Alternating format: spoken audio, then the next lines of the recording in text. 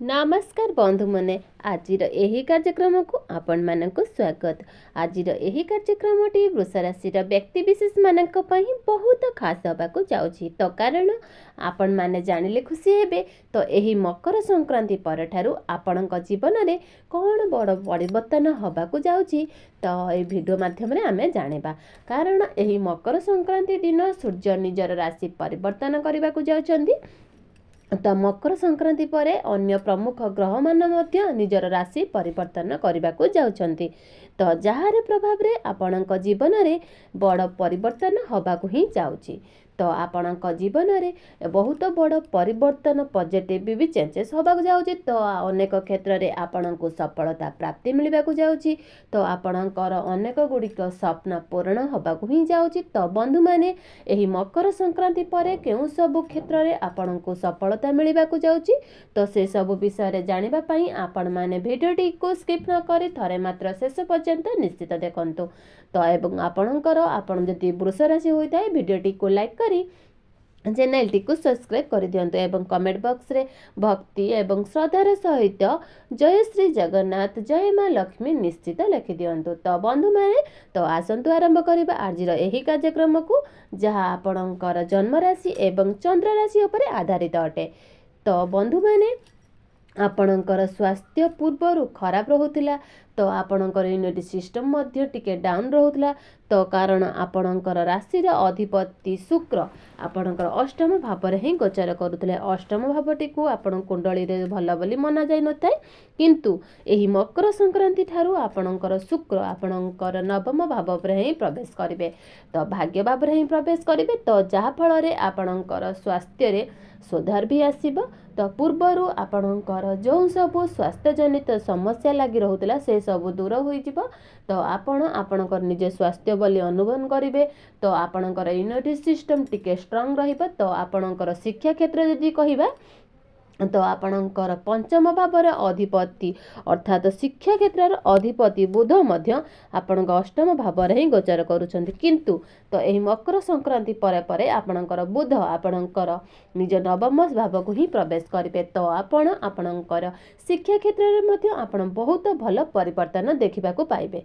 तो पूर्वरु जदि आपणकर पाठ पढ़ा रे कोनोसी मन लागु रहउथला तो आपणकर माइंड टिके अनेमनस्क रहउथला। तो एही मकर संक्रांति परे आपण लक्ष्य करिवे। तो आपणकर पाठ पढ़ा रे आपणकर आग्रह ही बढ़िबो। तो आपणकर निज लक्ष्य स्थिर ही करिवे। तो आपणकर लक्ष्य पस्त्र रे आपणकर आगमन बढ़िबो। एही मकर संक्रांति परे आपणकर किछि जदि एग्जाम थिला तो कॉम्पिटिटिव जदि एग्जाम थी किबा सरकारी परीक्षा अछि तो प्रतियोगिता मणक्य जदि माने अछि तो आपण सेथिरे निश्चित भाव में कृतकार्य हेबे। तो आपणकर एही मकर संक्रांति परे पाठ पढ़ार रिलेटिव जदि किछि स्टेप नबाकू चाहुचंती तो जेमिति कि आपणकर फॉर्म फिलअप करिया को चाहुचंती तो किबा एडमिशन करिबा को चाहुचंती तो निश्चित भाव में आपणकर ताहा करि पारिबे। कारण मकर संक्रांति परे आपणकर शिक्षा क्षेत्र पाई बहुत अधिक सफल मिलिबो। तो एही मकर संक्रांति परे विद्यार्थी माननको सेमाननको शिक्षा क्षेत्र रे बहुत अधिक सफलता मिलिबो। तो जो माने उच्च शिक्षा करबा को भी चाहुचंती सेमाननको मध्य सुबर्णु सुजोग प्राप्ति हेबो। तो आपणकर क्यारियर मध्य ए मकर संक्रांति रे बहुत भल रहिबो। तो दशम भाव अधिपति शनि अटंती।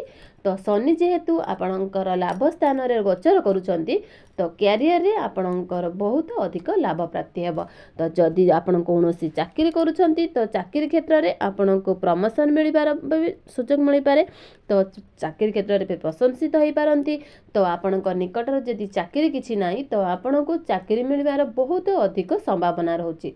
तो आपण निजर चेष्टा भी जारी रखंतु। तो आपणकर निज क्यारियर को लेकिन जदि जहाँ भी किसी भाभी जहाँ भी किसी स्वप्न नहीं तो आपण से सब किसी पूर्ण होबाकू जाउची। तो यह व्यतीत जदि आपणकर दशम भाव रे राहु जदि गोचर करूचंती तो राहु आपणकर माइंड को टिके शार्प बनाइबे। तो आपणकर शंकर तरीके काम करबा को ही पसंद करिवे।